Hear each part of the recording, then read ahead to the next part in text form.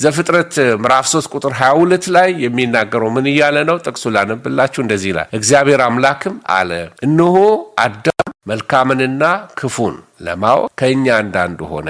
አሁንም እጁን እንዳይዘረጋ ደግሞ ከሕይወት ዛፍ ወስዶ እንዳይበላ ለዘላለም ሕያው ሆኖ እንዳይኖር ብሎ ይናገራል። እና ምን ማለት ነው ይሄ ከኛ አንዳንዱ የሚለው? እንግሊዘኛውን ቃል እዛ ላይ አብሬ መናገሬ ቋንቋውን ስለሚያቀልልን ነው እንጂ ስለማይገባን አይደለም። አማርኛው ቋንቋውን ያቀልልናል ምን ለማለት እንደፈለገ። The Lord God said, the man has now become like one of us, knowing good and evil. He must not be allowed to reach out his hand and take also from the tree of life and eat and live forever. ምን ማለት እንደሆነ ላሳያችሁ። ይሄንን ረጋ ብለን ከተመለከት ነው። ኦኬ አዳም በልቷል። ስለዚህ አሁን አንድ ዕውቀት ነበረው፣ አሁን ሁለት ዕውቀት አለው። ምን ማለት እንደሆነ ላሳያችሁ።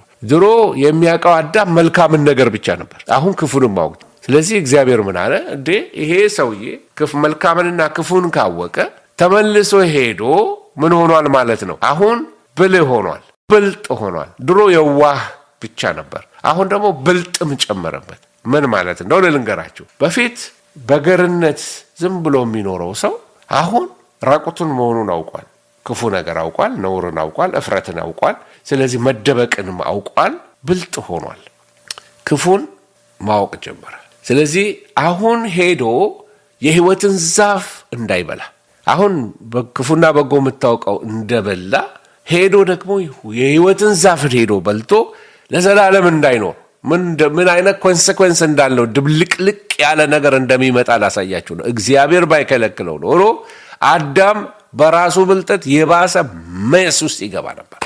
እዚህ ላይ እግዚአብሔር እኔ ላይ እንዳይደርስብኝ ብሎ እግዚአብሔር ኢንሴኪዩር ሆኖ አይደለም። እዚህ አሁን አዳም ምንድን ነው ያለው? the man has now become like one of us። ምን ማለት ነው? ክፉንና በጎን የሚያውቅ እግዚአብሔር ብቻ ነበር፣ አሁን ክፉንም ሰው ማወቅ ጀመረ። ስለዚህ knowing good and evil የሚለው መልካምንና ክፉ የሚለው ኢቪልንም አውቋል። አሁን የሰይጣንም ነገር ዕውቀት ገባበት። የእግዚአብሔር ዕውቀት ብቻ አይደለም ያለው፣ አሁን ዲሞኒክ የሆነ ኢቪል የሆነ ተንኮል የሆነ ጨለማ የሆነ ነገር፣ አመጽ የሆነ ነገር፣ ርኩሰት የሆነ ነገር፣ ይሄ ሰው ዘር ላይ የምታዩት ማኒፌስቴሽን በሙሉ እሱንም ሁሉ አዳም አወቀ። ስለዚህ እግዚአብሔር ማለት he must not be allowed to reach out his hand and take also from the tree of life and eat and live forever. ይሄንን ነው የሚናገረው። ምን ለማለት ፈልጎ ነው?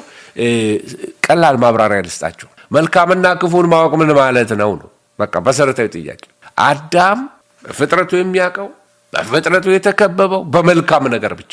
ሁሉ ነገር እግዚአብሔር የፈጠረው ሁሉ ምንድን ነው አለ? መልካም ነው። it is good ነው ያለው እግዚአብሔር። አንደኛ ቀን it is good፣ ሁለተኛ ቀን it is good፣ ሶስተኛ ቀን it is good፣ ሁሉን ፈጥሮ it is good ነው ያለው እግዚአብሔር። በዚህ መልካምነት ውስጥ ተከቦ እያለ አሁን በባቡ ምክንያት ኢቪልንም አወቀ። ስለዚህ ፍሬውን ሲበላ ክፉን አወቀ። የኃጢአት በር ወደ ሰው ልጆች ተከፈተ። በራስ ፈቃድ መኖር ኢንዲፔንደንስ፣ የእግዚአብሔርን ትእዛዝ መጣስ ሪቤሊየን ወደ ሰው መንፈስ ውስጥ ገብቷል። ስለዚህ በራሱ ፈቃድ ወደ መኖር ስለመጣ ከእግዚአብሔር ኢንዲፔንደንት ሆኖ እንደ እግዚአብሔር ሆኖ የመኖር ማለት እግዚአብሔር ሳያስፈልገው መኖር።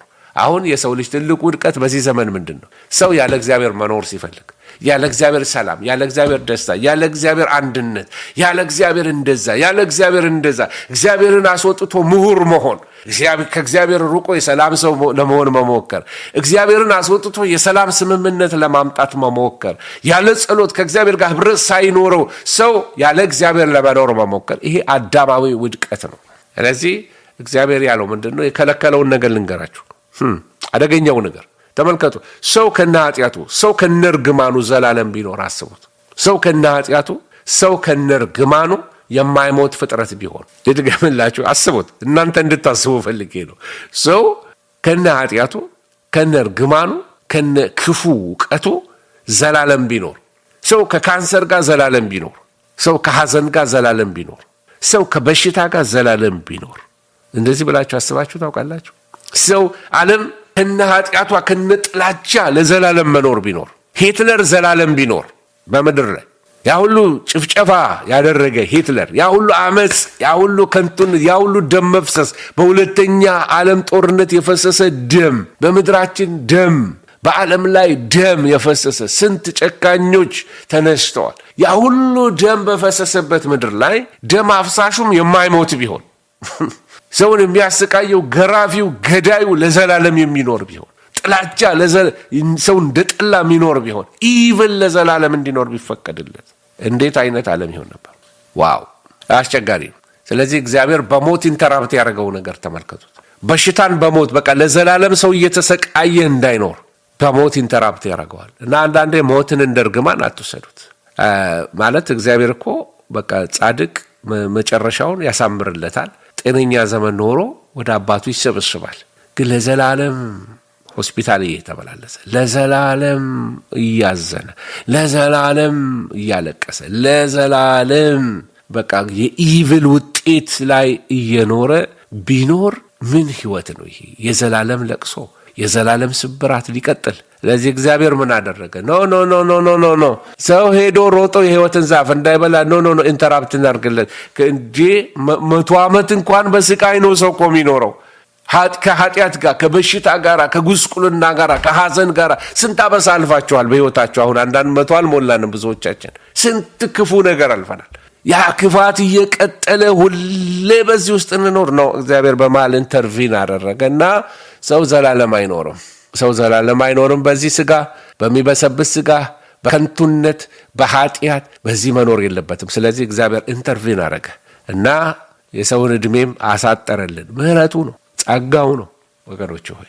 ስለዚህ ይህንን ውጤት እንድትመለከቱት ላሳያችሁ እፈልጋለሁ። ስለዚህ ፍሬውን ሲበላ ክፉን አወቀ፣ በክፉ መኖር ፈለገ፣ በኢቪል መኖር ፈለገ። ስለዚህ ነው አለና እግዚአብሔር ኢንተራፕት አደረገውና ሞትን ትሞታለህ ተባለ። አሳጠረው፣ ዘላለም እንዳይኖር አደረገው፣ እንዲሞት አደረገው። በቃ አፈር ነህና ወደ አፈር ትመለሳለህ ተባለው። ዳሴት ስለዚህ ሞትን ሰጠው። በአንድ በኩል it's a blessing in disguise ይላሉ ፈረንጆች። የተሸፋፈነ በረከት ነው። ለራሱ ረዳው። ምህረቱን፣ የእግዚአብሔር ምህረትን አድርጋችሁ እንድታዩት ያስፈልጋል። ስለዚህ ይሄ ነው አንዱ ክፉን ማወቅ ማለት ምን እንደሆነ ለማሳየት ነው። ስለዚህ በራሱ ፈቃድ እንዳይኖር አደረገው። በራሱ ፈቃድ ዘላለም ዘላለም ዘላለም ዘላለም ዘላለም ከክፉ ጋር መኖር እንዳይችል አደረገው። አጭር አረገለት። ምህረቱ ነው፣ ምህረቱ ነው።